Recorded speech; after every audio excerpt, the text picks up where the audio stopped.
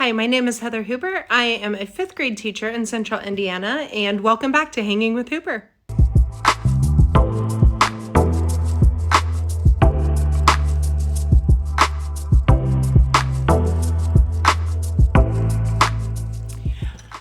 It's been a while since I've shared, so I thought I would just share what I have done a little bit through October and what part of November we have been in. You can see one of our October activities. So let me share with you. All right. So I thought I would share a little bit of the books that I have read. They're not all here, but most of them are. In October, we always do a transformation, and so I did my Bat Cave. So in October, when we do that transformation in the Bat Cave, you can see that I have that book, I have Stella Luna, and we also read articles about bats. And then we did a little bit with spiders. This book here, Spider in the Well, is a pretty cool book. Some of the themes are like greed, lying. It's a pretty cool book, and the pictures are fabulous. So you need to check out this book, Spider in the Well by Jess Hannigan. Another thing that we did was how to make an apple pie.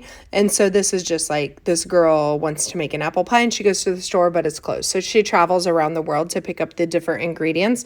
So I had just went on Canva and made like, I used like a suitcase clip art and put different things from the book in it. And so the kids had to go and like research different places, different foods, different apples, that kind of thing. And so they really enjoyed that. Then we ate apple pie. It was crazy how many kids had never had apple pie before. So that was interesting. Veterans Day came around and we read 21 Steps. We then watched a video of them exchanging the guards and stuff like that. We also read The Wall, and we have an activity that we do with that, and I will insert that here.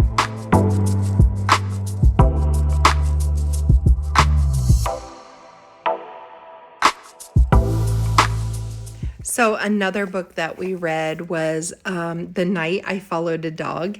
And so in this book, it's super cute, but this dog, he leaves and he gets followed by his owner to see what he's doing because he saw him come home like in a limousine or the tuxedo.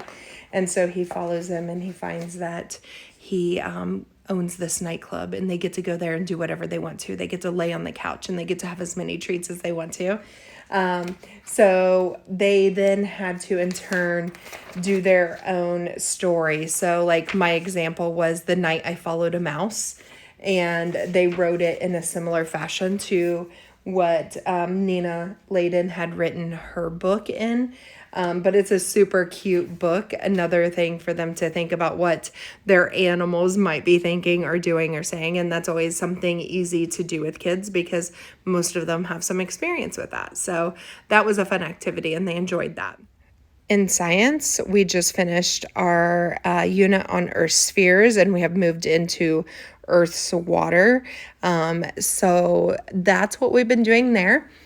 Tomorrow we're taking a test over government. We thought that was a good time to get that in. I'm also taking a division test tomorrow. Vocabulary has been going really well. The kids are loving. This class has been the most into using the words within their everyday daily talk. And so that's been fun, knowing that they get to earn extra points. And writing, we have finished the different type of sentences. We are getting paragraphs down. So soon, hopefully, we'll be able to move into essays. The book that we're going to read tomorrow is called Fry Bread.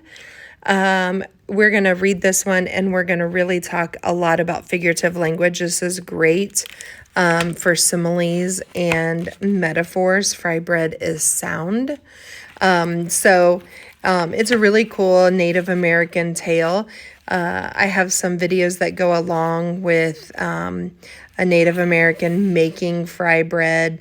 So we're going to talk about that, maybe some about what their favorite foods, maybe if they have traditional foods that they have at their house. So this one is a good book for that. The other thing that I can probably talk about is I have been having my students write me weekly letters, and I am finally starting to see some improvement in their writing. I wasn't quite sure that I would like doing that, and they love to get their notebook back on Monday and to read what I am putting what I am writing back to them. So I don't write a lot because obviously I'm doing 22 of them, or 21 of them, but they do really like it. And we talk all the time, but that they should be applying what we are learning and writing to what they are doing here. And so that's really exciting to see, and I'm enjoying that. The other thing that the kids are loving this year is the Wonderwall. Don't mind the spelling. It is getting so much better. We are doing whole school OG this year, and we have seen great success with that so far. But they have some good questions. So in science, we were talking about hail, and they were confused because they were like, well, doesn't heat rise? And so talking about like the atmosphere and how different that is. And then they just had all these questions, and I'm like, I don't know the answers to all of these, guys. Wish I did. So they really use this Wonderwall, and they ask me all the time, when do we get to do another Wonder Day? And so they love it. But they really love Wonder Days. They love just making a poster of whatever it is that they are learning. And if that's making them happy and they're learning at the same time, they love to bring it up and share with me the different things. And it just brings me so much joy that they love it so much. Number one, they're learning about what they want to and what they have questions about, and we should be teaching them to ask questions and figure out the answers to those. Number two, I don't have to plan anything. And so, on Fridays, it's a great time for them to do that, and they just absolutely love it. So something to consider doing in your room if you've never done a Wonderwall. Sometimes we create hand-drawn posters, but this week I introduced them to Canva, and they are loving it. I don't think we'll ever be able to go back to hand-drawn posters.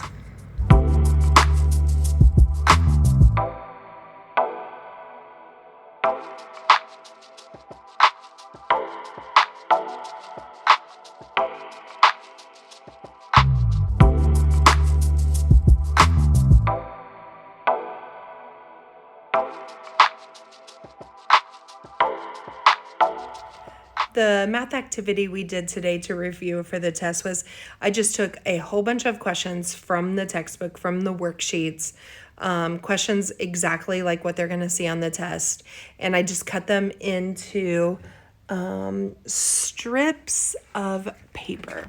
And so you can see them here. So I cut them into strips of paper.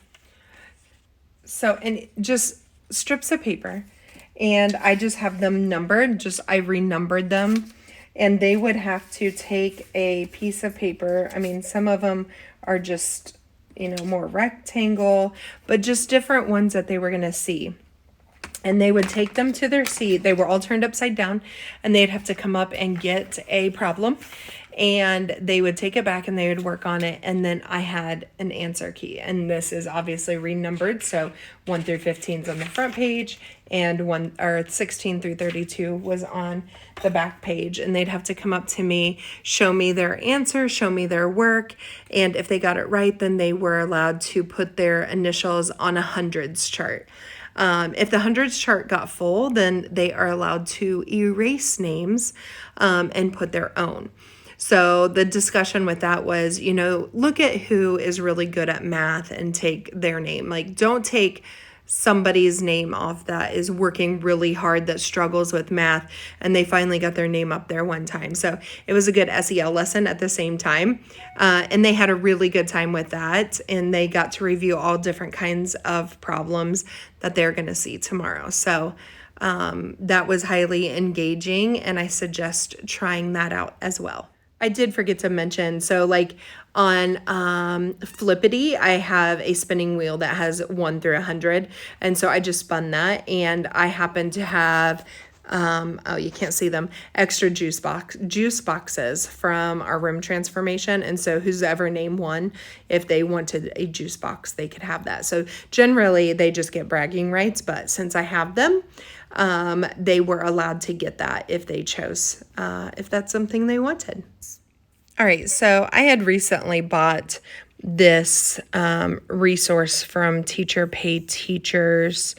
I would have to try and figure out who that was. If anybody, let's see, here it is. It is from Middle School in the Mitten. But what I did with those is I printed those out and we put them around on the desks, and they had 30 seconds to work on it. And then the buzzer would go off and they'd have to move to the next one, and 30 seconds to work on that one and move to the next one. If I didn't tell them, but I was like, if they got more right than what they got wrong, then they weren't going to have to do their math assignment. Well, that was not the case. Some of them they didn't finish. Some of them were wrong. And so they had to do their math assignment. But they were like, Mrs. Hooper, that was so fun. So something so simple to take, like your worksheet and just separate the problems a little bit and let them all work on it together. And it was funny because they're like, this person did it wrong. And so they were having to go back and fix mistakes and stuff like that. So, but they had so much fun, and having a certain amount of time was nice. And those kids that struggled, that struggle with the 2-digit division, it was nice that they weren't there too long, and they could kind of blend in a little bit. So they loved doing that activity. So I think that's all for me this time around. Those are the main things that we have been doing over the past couple of weeks. A lot of books, a lot of division, a lot of writing and working on sentences so that we can write good paragraphs. A lot of looking at Earth's spheres and water. A lot of government, basic government. But that's about it. So I hope that you got something out of this, that you found an activity or a book that maybe you can use in your classroom. And until next time, I hope you join. Make sure you like and subscribe so that you don't miss the next video.